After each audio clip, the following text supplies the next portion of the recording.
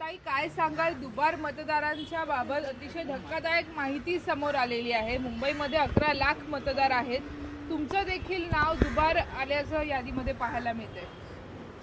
खरं म्हणजे पहिला आवाज जर राहुल गांधींनी उचलला होता पूर्ण देशात, या संपूर्ण निवडणूक आयोगावरती मोठा प्रश्नचिन्ह केलं होतं।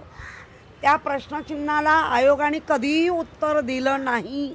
उत्तर देत होते ते भारतीय जनता पार्टी आणि गद्दार जे दुसरे पक्ष त्यांच्यावर असलेले ते उत्तर देत होतं। उत्तर अपेक्षित होतं यांच्याकडनं, आयोगाकडनं जेव्हा संपूर्ण देशात आवाज उठायला लागला, त्यानंतर स्वतः आमचे युवा नेते, वरी विधानसभेचे आमदार, आमच्या पक्षाचे युवांचा प्रमुख आदित्य ठाकरेंनी हा आवाज पुराव्यानिशी उचलला।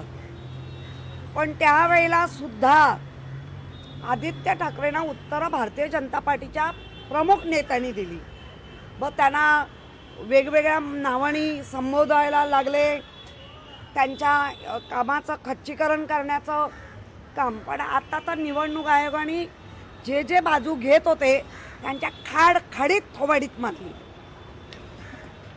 कारण आम्ही आमदारकीला मतदान केलं आणि आम्हाला तुम्ही दुबार ठरवता म्हणजे नक्की कुठे बसून बोलतेय ही यादी बनवली आणि हे निवडणूक आयोगाचं काम नाही का? मग त्यांना निवडणूक आयोगाला जे सगळेजण संबोधितात की हा कुठला आयोग आहे आणि त्यांच्या भाषेत मी बोलते, मी माझी भाषा नाही की हा भांडी घासा आयोग आहे।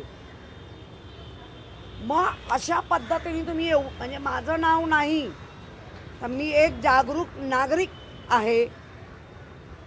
मतदानाच्या वेळेला तुम्ही आम्हाला दुबार म्हणून बाहेर पण काढू शकता। म्हणजे सगळे अधिकार तर हळूहळू काढून घेतातच आहेत।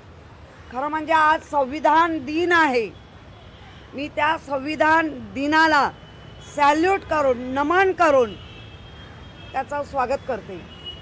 संविधान आहे, परमपूज्य डॉक्टर बाबासाहेबांना सॅल्यूट आहे।